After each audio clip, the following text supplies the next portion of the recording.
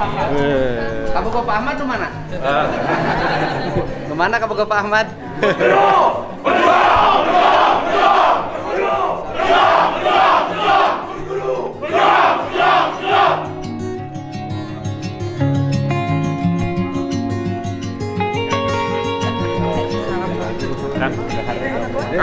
Siap. Saya Kos Goro, Kang. Siap, Kos Goro, Pak. Izin, Pak. Oh, siap. Itu, Pak. Lapor, Pak. Saya Kos Goro. Saya masuk Bandung, mohon diterima. Iya, alhamdulillah. Kita lapor dalam penguasa Bandung. Siap.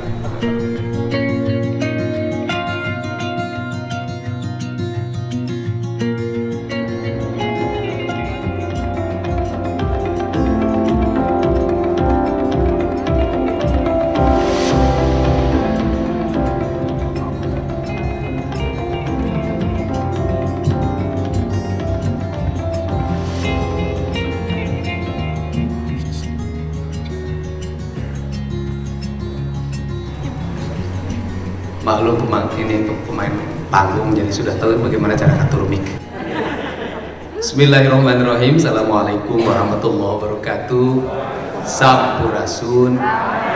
Segenap keluarga besar Kos Goro yang wajahnya adalah wajah-wajah sejahtera.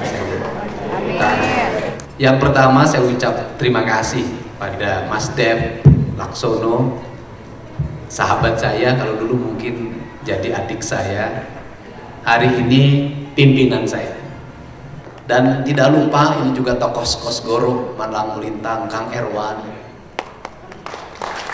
Gak ada manusia yang paling nasibnya paling bagus kecuali Pak Erwan di Provinsi Jawa Barat ini. Gak ada karir politik dari wakil bupati langsung jadi wakil gubernur, gak ada. Saya aja dari bupati 2 periode jadi wakil gubernur gagal. Kenapa? Karena memang takdirnya bukan wakil gubernur, takdirnya jadi gubernur. Nah, ini kan sahabat lama saya, dan karena sahabat lama punya ikatan emosional, walaupun saya tidak mungkin CLBK, itu tidak mungkin, karena saya harus tegak berpegang teguh dan prinsip-prinsip pengabdian pada Pak Prabowo sebagai Ketua Umum Partai Gerindra. Tetapi sahabat senantiasa terpelihara. Dan saya banyak belajar tentang kesabaran, tentang kesantunan berpolitik. Yang pada akhirnya apa sih orientasi kita ke depan ini dalam berpolitik? Ujungnya kan Kos Goro memiliki cita-cita besar, membangun ekonomi berbasis kerakyatan, mewujudkan kesejahteraan dengan melakukan penguatan terhadap koperasi sebenarnya. Nah, penguatan koperasi ini mungkin koperasi dari sisi kelembagaan di era sekarang ini mengalami kesulitan. Tetapi yang paling utama adalah prinsip-prinsip pembangunan yang memiliki semangat koperasi, itu yang penting. Pembangunan yang memiliki semangat koperasi itu adalah pembangunan yang meletakkan kemandirian masyarakat. Apa sih tantangan kita dalam masa depan menuju alutsista yang kuat tadi menyampaikan? Yang pertama adalah ketahanan pangan. Kalau ketahanan pangan, apa yang harus dimasukkan dalam mindset orang Jawa Barat? Jangan dulu produksi untuk dijual, terlalu tinggi. Kita bangun mindset orang Jawa Barat itu tidak boros. Orang Jawa Barat itu memiliki ketahanan pangan bagaimana? Membangun sistem pendidikan yang terintegrasi dari sejak SD sampai SMA, anak-anak memiliki kemandirian pangan. Bagaimana? Mereka harus bisa mulai menanam cabai di halaman rumahnya kembali. Mereka harus menanam bawang di halaman rumahnya kembali. Mereka menanam padi dalam tabulapot di halaman rumahnya. Minimal untuk apa? Tidak dulu berpikir produksi, berpikir memenuhi kebutuhan konsumsi. Di Jawa Barat ini beli telur, ayam kampung di Swalayan, semuanya Jawa Timur. Daging, impor, dan sapi-sapi yang gemuk selalu dari Jawa Tengah. Padahal kalau kita bicara di Jawa Barat ini alamnya paling subur, rumputnya paling bagus, tapi perkembangan sapi-sapi yang berkualitas itu justru ada di daerah Jawa Tengah yang daerah kering. Apa sih yang terjadi? Apa yang hilang dari masyarakat Jawa Barat hari ini adalah budaya beternak. Kenapa hilang budaya beternak? Karena masuknya gengsi. Karena masuknya gengsi, orang Jawa Barat beternak apa hari ini? Berternak akun bodong. beternak robot. Kemudian beternak apa tadi? Motoleasing. Akibatnya apa? Pinjol, judol, bank emok, bank keliling, dan itu menghabiskan dana triliunan. Dan di samping itu harus ada kebijakan apa dari negara? Kebijakan jangan terus dibiarkan orang memutarkan uang dengan pinjolnya, dengan bank kelilingnya, bunganya 10%, melanggar undang-undang perbankan, dan mereka tidak setor pajak pada negara, padahal itu keuntungan uangnya luar biasa. Itu bank gelap, dan kita biarkan, dan negara membiarkan bank gelap itu. Bayangkan dari uang 1 miliar orang mendapat 100 juta per bulan, kadang 200 juta per bulan, tergantung negosiasinya pada akhirnya. Dan ini adalah mengekang ekonomi masyarakat, menindas siapa yang paling dilanda? Pedagang asongan, pedagang lotek, pedagang kecil. Dan Kosgoro harus memelopori ini. Kalau tidak, apa yang akan terjadi? Mereka mulai kehilangan aset. Di Tasik orang disita gas LPG 3 kg karena tidak bisa bayar uang rental. Di beberapa daerah itu terjadi, dan saya selama ini menyoroti itu, kemudian mengidentifikasi, berarti ke depan harus ada perubahan. Bukan hanya perubahan negara tegas terhadap berbagai pelanggaran undang-undang perbankan, tetapi sikap mental anak-anak kita harus dirubah. Karena anak-anak Jawa Barat hari ini kajenteng tekor asal sohor. Ini fraud. Implikasinya adalah masyarakat yang seperti ini ketika pemilu dia selalu cenderung ingin money politik. Kenapa? Karena kebutuhan dalam dirinya demokrasi yang berkualitas hanya akan lahir dari masyarakat yang sejahtera. Ini prinsip dasar saya. Ini problem yang, dan itu ke depan harus menjadi sorotan sendi utama Kosgoro. Perspektifnya itu, saya. Perspektifnya itu. Dan saya punya riset tentang itu sebenarnya. Bapak itu kalau ke pabrik lah, itu rata-rata karyawan perempuan ATM-nya udah nggak pegang, sudah disita. Bapak kalau ke kantor pos, itu pensiunan itu sudah dipegang uangnya, dan itu terjadi masif, dan itu jumlahnya triliunan. Nah, ini problem pertama di Jawa Barat. Yang kedua adalah orang Jawa Barat itu kehilangan identitas. Saya selalu diserang terhadap buhun, kemudian buhun selalu dihentikan dengan perdukunan. Orang ada bikin postingan seolah-olah saya minta ke dukun. Saya ini orang yang rasional. Silahkan dicek. Di WA saya tidak pernah berhenti Pak hari ini. Saya mendoakan Bapak di sini. Saya ucapkan terima kasih. Saya itu diajak orang kemana-mana, saya tidak percaya. Saya berziarah ke kuburan hanya pada kuburan ibu dan bapak saya. Kenapa? Saya ini orang rasional. Saya orang akademis dalam berpikir, dan saya anti mistik dan anti klinik. Saya tidak pernah datang ke Pananyaan sampai hari ini. Nah, kenapa tuduhannya itu? Karena mungkin karena sikap saya yang konsisten. Ingat, konsisten menjunjung tinggi semangat leluhur. Pertanyaannya, kenapa itu dilakukan? Orang Jawa Barat itu warga yang akan tergerus hubungan dengan leluhur, taruhan saya. Dan orang Jawa Barat dengan mudah melupakan leluhurnya, menjelekkan leluhurnya, dengan mudah mengikuti orang lain, mengagungkan leluhur orang lain. Padahal dia dapat rumah dari leluhurnya, dapat tanah dari leluhurnya, dapat kebudayaan dari leluhurnya, dapat tanah yang subur, makmur, gemari, parepeh, rapi yang bernama Jawa Barat, tanah yang indah ini. Sehingga saya katakan tanah yang paling indah di bumi ini adalah Jawa Barat. Untuk itu tanah yang harus dimuliakan adalah tanah Jawa Barat. Orang tinggal di sini. Ini kan spirit nasionalis yang saya ajarkan pada siapapun. Kenapa? Orang Cina datang ke Indonesia, orang Tionghoa tetap Tionghoa. Orang Arab datang ke Jawa Barat tetap Arab, Pak. Orang Eropa tetap Eropa, Pak. Orang Jawa Barat cicing di Bandung sudah jadi Jawa Barat. Ngomongnya bahasa Indonesia wae.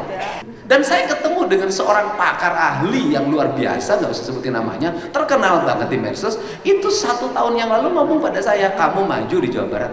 Apa urusannya Bapak nyuruh saya, Bapak orang Jawa Timur?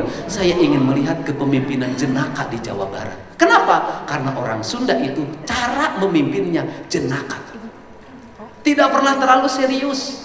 Karena saya tahu orang-orang yang terlalu serius itu takut sama istrinya. Saya tahu.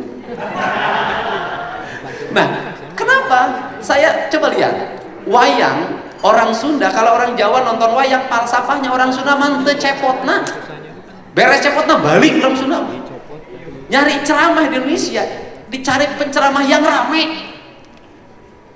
Ini, dan andai kata pun serius mendengarkan sieun kulantaran pimpinan ngomong nak. Kalau enggak bubar. Orang Jawa Barat itu jenaka. Karena jenaka, maka dia selalu membawa keceriaan. Karena itulah orang Jawa Barat riang gembira, terlalu bahagia. Tidak ada wajah yang sedih selamanya orang Jawa Barat. Karena inilah prinsip kejenakaan dalam kepemimpinan. Nah, kalau sudah seperti itu, maka tidak bisa mati di sini. Dia harus melahirkan multiplier efek ekonomi dalam bahasa saya. Jadi Buhun itu nilai branding. Orang lain membranding Buhun dari ekonomi kok. Orang Bali membranding Buhun jadi ekonomi. Orang Jogja membranding Buhun jadi ekonomi, Pak. Di Indonesia kalau pengen piknik dua, Pak, dalam otaknya. Merasa bangga kalau sudah ke Bali dan merasa bangga kalau pernah ke Jogja. Di otak dalam pikirannya apa? Peninggalan leluhur. Jawa Barat punya Cirebon, Pak, tidak terbranding dengan baik. Sejak saya kenal juga baik-baik aja. Ini kan nilai. Nah, saya bicara lihat hotel ini. Oh, ini hotel Buhun, kata saya. Ketika hotel Buhun, akhirnya masuk dalam ide saya. Hotel ini ke depan, kalau di branding, menjadi hotel ikonik yang melambangkan kebudayaan Jawa Barat, ini keren.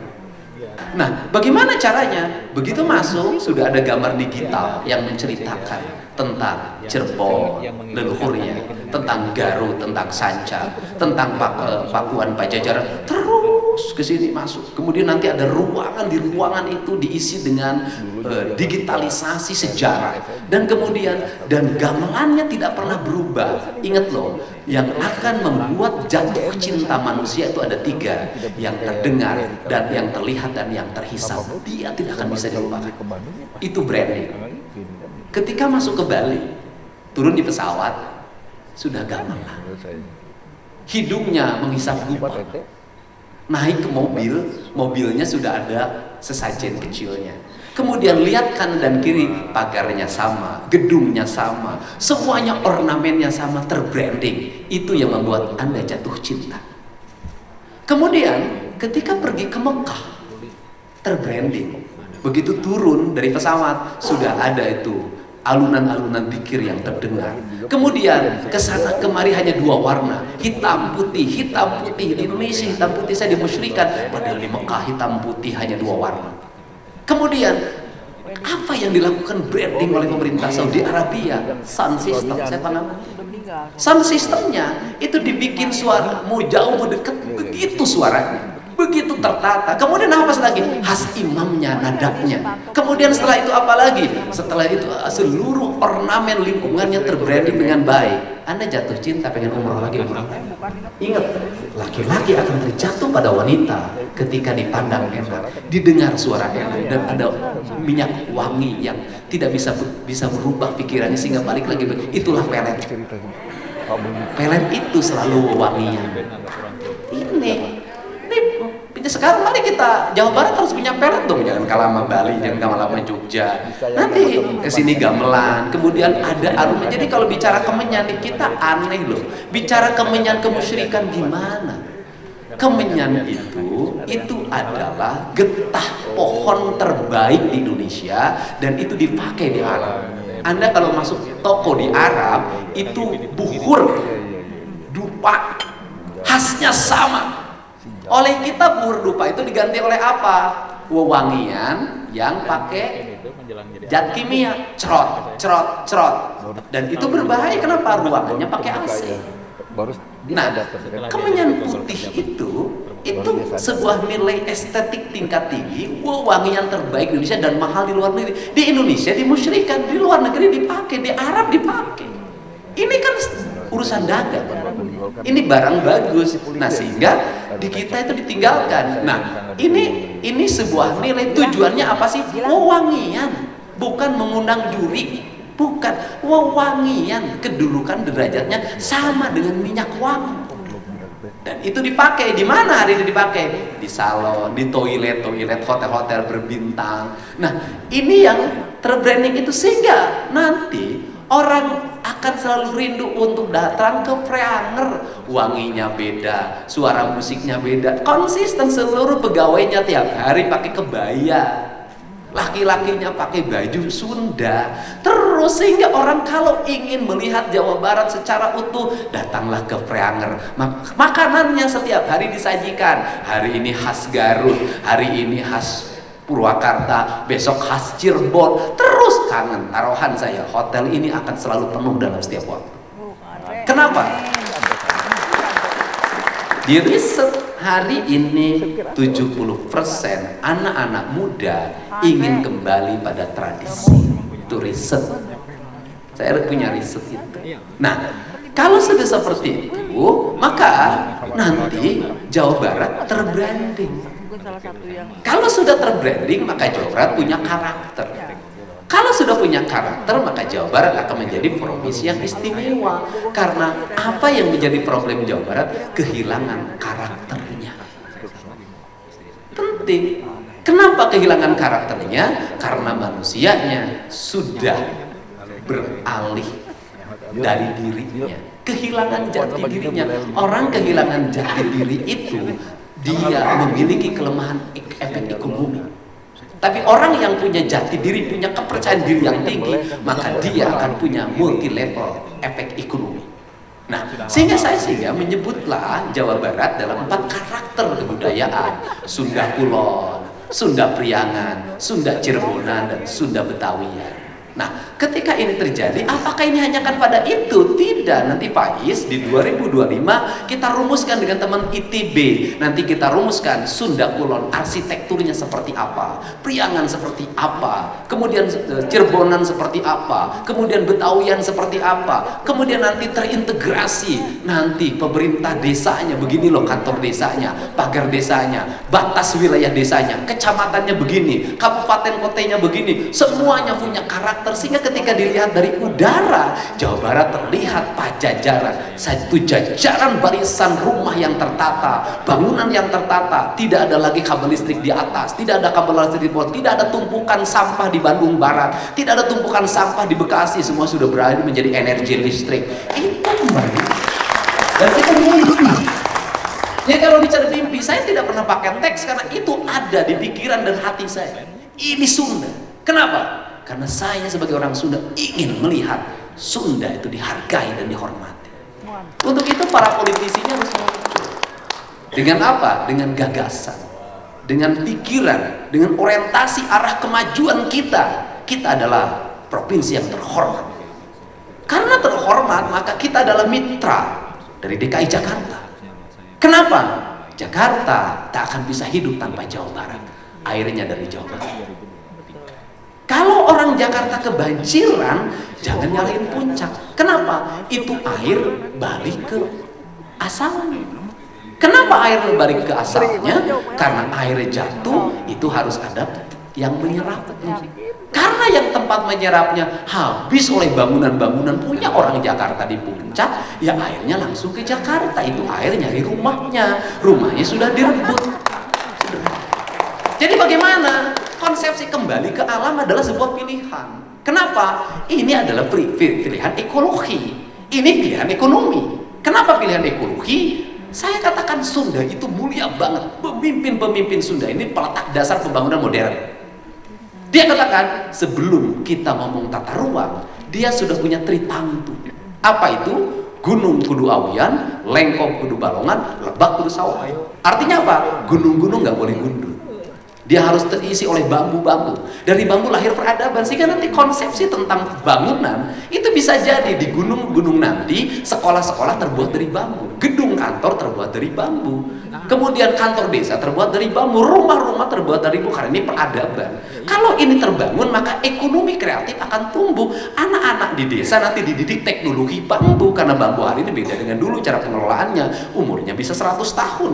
Nah, kalau seperti itu, maka orang Sunda akan gemar nanam bambu. Bambunya punya multiplier efek ekonomi. Tidak akan satu batangnya dijual 3.000 di pinggir jalan. Dia punya nilai jadi bangunan yang tinggi. Efisiensi ekonomi dalam perencanaan pembangunan. Kenapa? Karena perencanaan pembangunan kita hari ini kalau bikin sekolah, RAB-nya sama sekolah di kota Bandung dengan sekolah di Sancang.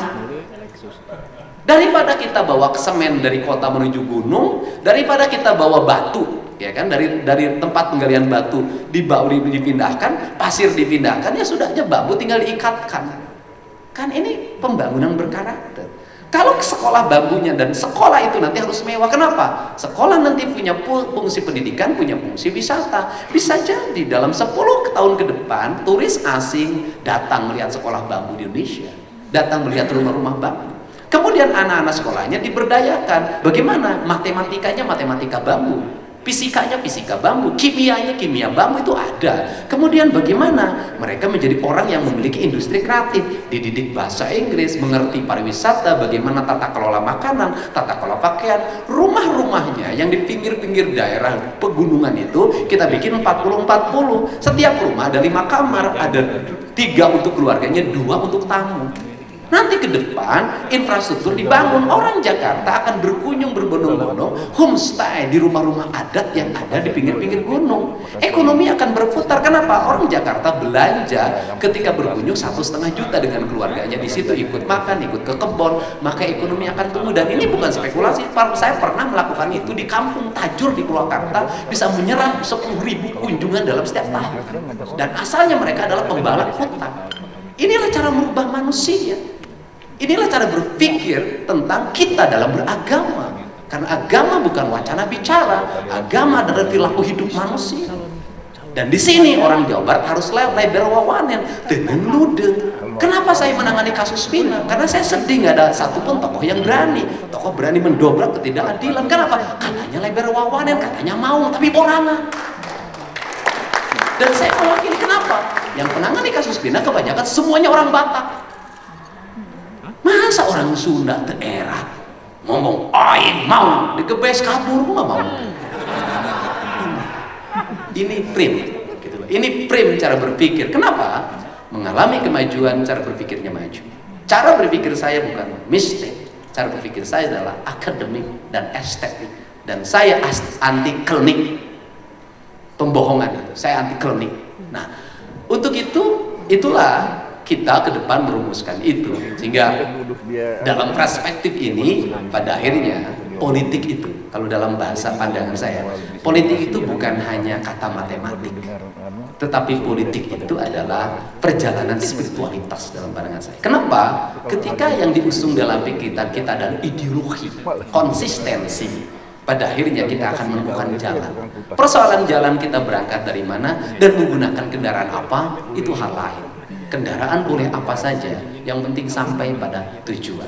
Pak Iswara konsisten dari dulu, kembali lagi menjadi wakil ketua DPRD. Itu kan konsisten. Pak Dek tercapai juga jadi pimpinan Komisi 1. Mungkin ke depan 5 tahun bukan lagi wakil ketua, mungkin menteri, karena konsistensi. Orang-orang yang konsisten itu akan selalu mencapai tujuannya. Ini prinsip. Kenapa? Karena itulah prinsip orang Sunda. Prinsip orang Sunda apa? Kukuh pengkuh, ente lancari ciluncat pulang udar tina tali gadan, te iji bila sila bengkok sinumba. Ini terakhir saya ngomong. Dalam sistem pembangunan itu kita punya IPM, kemudian SDGs. Ngapain sih tinggi-tinggi? Itu Sunda udah ngajarin. Sistematika pembangunan Sunda manusianya apa? Cager, bager, bener, pinter, sing. Itu IPM lebih tinggi derajatnya. Cager apa? Harus sehat. Kalau sehat apa? Revolusi dong makanannya. Kita ngomong setiap hari sehat, anak-anak kita konsumsinya apa sih jajanannya? Kita konsumsinya apa dalam setiap hari?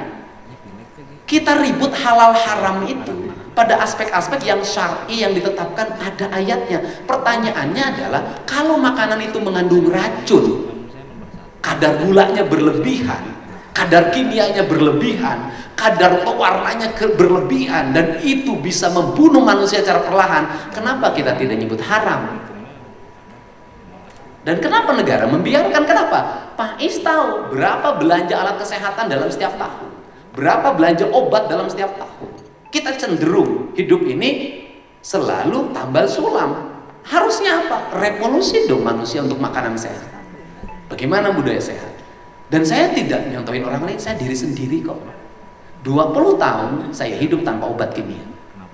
Saya tidak pernah minum obat sampai hari ini. 20 tahun saya merevolusi diri tentang pola makan, pola tidur. Apa yang dihasilkan? Hidup sehat. Tidak pernah masuk rumah sakit.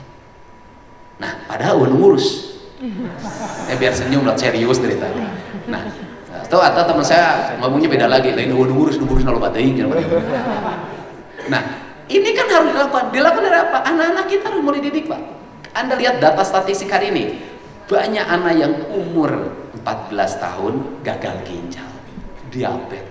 Ini kan problem ancaman masa depan. Untuk itu, apa revolusi yang dilakukan? Identifikasi juga tanaman obat tradisional Jawa Barat.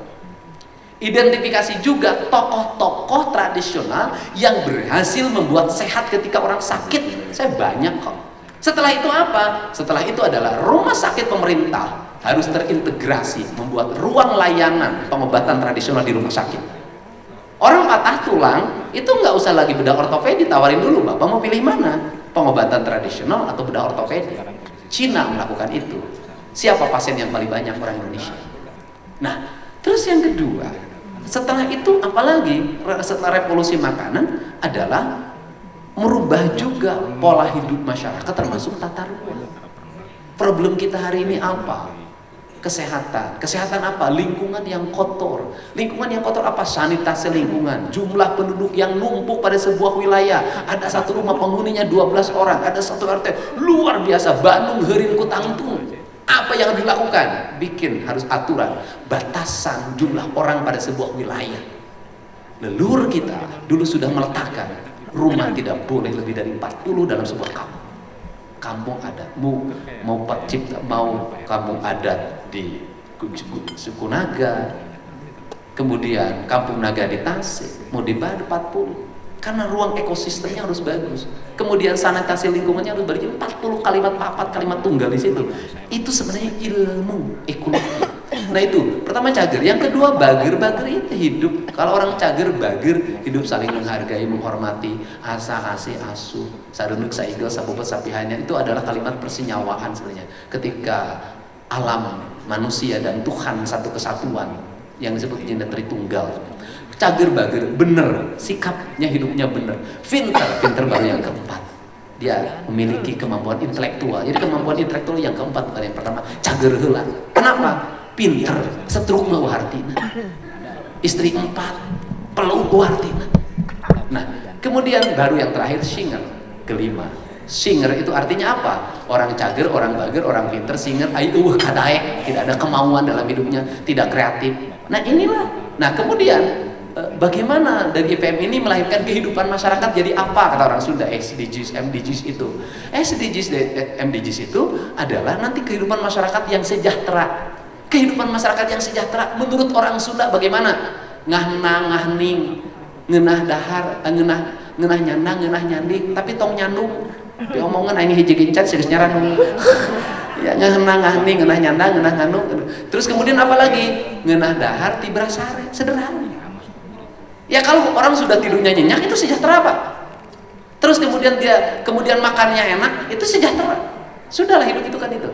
Nah, inilah prinsip dasar nilai-nilai kesundaan yang nanti akan saya minta teman-teman UNPAD dan ITB menyusun dalam sebuah buku tentang konsepsi pembangunan Sunda dari mulai tata ruang termasuk kesejahteraan publik. Dari situ bangun kepercayaan diri. Orang Sunda tuh cerdas, leluhur Sunda tuh hebat, sehingga kita tidak usah begini-begini pada leluhurnya orang lain. Kita hormat dan ini pada leluhurnya orang Sunda yang memiliki nilai-nilai keislaman yang sangat kuat dalam dirinya. Karena nilai keislaman sederhana pengukur orang Sunda.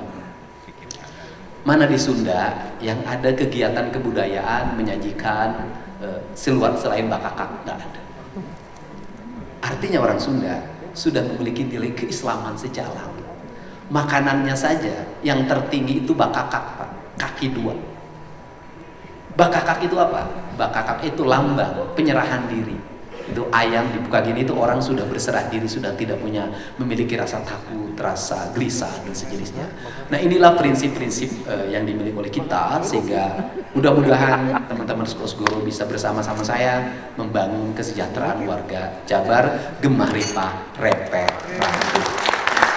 Itu saja.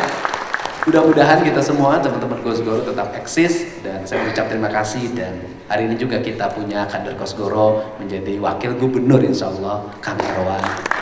Saya ucapkan terima kasih ya, semangat untuk semuanya, semoga seluruh cita-cita kita terkabul. Wallahu muwaffiq ila aqwamit thoriq. Assalamualaikum warahmatullahi wabarakatuh. Sampurasun Jawa Barat.